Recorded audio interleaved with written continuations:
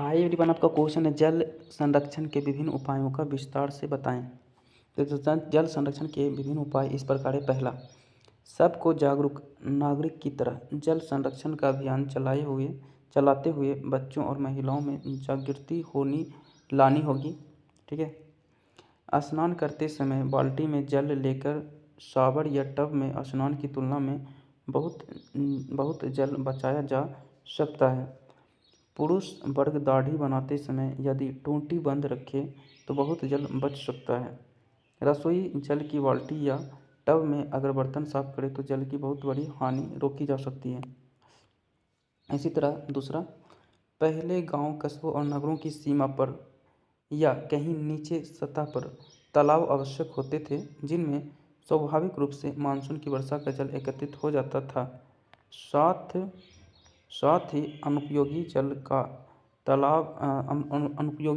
भी तालाब में जाता था, जिससे मछलियां और मेढक आदि साफ करते रहते थे और तालाब का जल पूरे गांव के पीने, नहाने और पशु आदि के काम में आता था।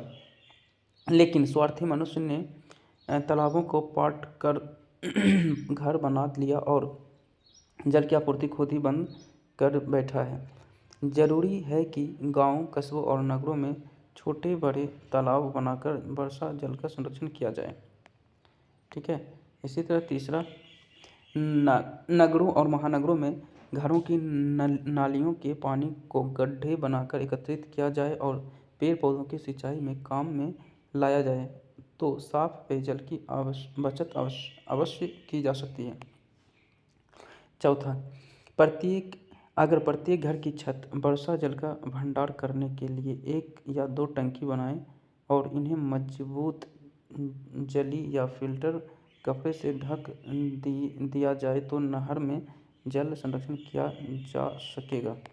इसी तरह ये रहा आपका 5वां पॉइंट यहाँ से यहाँ तक। ठीक है, आप खुद से पढ़ लीजिएगा। ये 6ठा पॉइंट यहाँ से यहाँ तक। ठीक है, और एक पॉइंट और है 7वां थोड़ा सा। ठीक है, इस तरह कंप्लीट हो गया। So thank you, like share and subscribe. So thank you.